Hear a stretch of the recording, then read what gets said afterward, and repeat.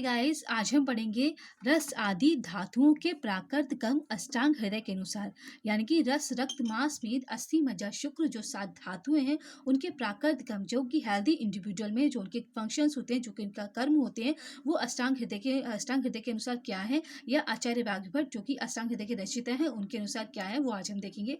Guys, एक बात मैं आपको बता दूं कि इससे पहले वाली वीडियोज में जो चैनल पर अपलोड की गई हैं उसमें रस आदि धातुओं के प्राकृत कर्म आचार्य सुश्रुत के अनुसार, और दोषों की त्रिविध गति आचार्य चरक के अनुसार, रोग के त्रिविध कारण और उनका आश्रय, और उनका आत्मा रोग का आश्रय है यानी आचार्य चरक के अनुसार, और दोष रोग का मूल कारण और दोष प्रकोप के 3 कारण अष्टांग हृदय के अनुसार, और 6 प्रकोप प्रशम की परिभाषा अष्टांग हृदय के अनुसार, और जठराग्नि पर दोषों का प्रभाव आचार्य चरक, आचार्य सुश्रुत, आचार्य वाग्भट के अनुसार, और बात पित्त कफ तीनों का वर्णन, उनके गुण, स्थान, कर्म और उनके प्रकार आदि, और उनके भी कर्म और स्थान, बहुत सारी चीजें पढ़ाई जा चुकी हैं, जैसे कि कोष के प्रभाव और उन पर बात पित्त कफ का प्रभाव भी पढ़ाया जा चुका है।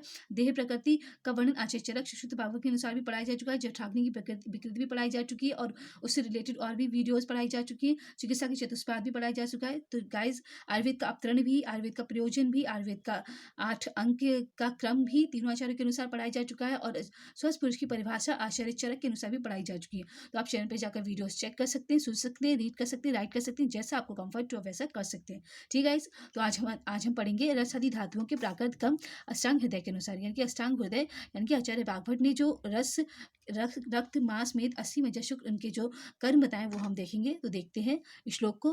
प्रीणनम जीवनम लेपम स्नेह तोया धारण पूरणे गर्भ उत्पादश्च धातूनाम श्रेष्ठ कर्म क्रमात् स्मृता। इसका रेफरेंस है अष्टांग हृदय सूत्र स्थान के 11 चैप्टर यानी कि दोष धातु विज्ञानीय अध्याय का 4th श्लोक। ठीक है, तो श्लोक का वैदिक शब्द का अर्थ देखते हैं। प्रीणन, प्रीणन मतलब होता है संतुष्ट करना या सेटिस्फाई कर देना। तो जो रस धातु होती है, रस धातु होती है वो प्रीणन करती है, यानी कि तर्पण करती है, तृप्तिकरण करती है, मतलब सेटिस्फाई करती है। जैसे कि धातुओं की पुष्टि करती है, क्योंकि रस के बन जाने के बाद ही सारी आगे की धातुएं बनती है। क्योंकि रस से रक्त बनता है, रक्त से मांस बनता है, मांस से मेद बनता है, मेद से अस्थि बनती है, अस्थि से मज्जा बनती है, मज्जा से शुक्र बनता है। ये एक क्रम है बनने का, कि किससे क्या क्या बनता है। तो रस धातु एकदम बिगिनिंग वाली धातु है, उससे ही पूरी बॉडी की धातुएं बनेंगी। तो जब रस धातु बन जाती है तो बॉडी सेटिस्फाई हो जाती है कि अब मेरी सारी धातुएं बन जाएंगी, अगर धातु अग्नि सही है तो।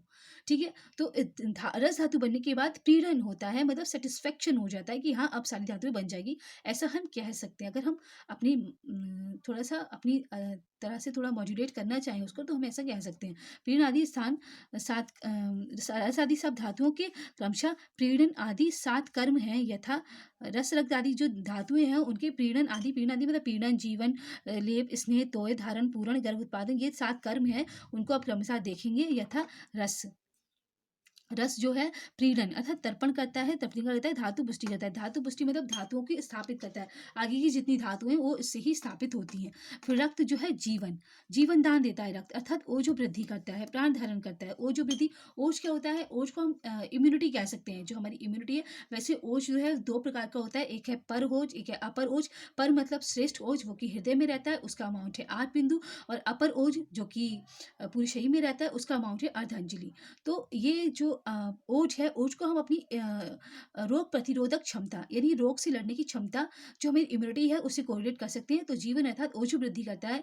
जो रक्त होता है वो हमें जीवन दान देता है, हमें लाइफ प्रोवाइड करता है, तो उसे वो ओज वृद्धि करता है। ठीक है, तो रक्त का काम क्या है? जीवन। फिर है मांस मांस का कर्म, मांस का है लेप अर्थात मिट्टी द्वारा भीत के लेप की तरह अस्थि एवं मांस आदि का लेप होता है। जैसे कि गांव में दीवारों पर लेप किया जाता है, मिट्टी को थोपा जाता है।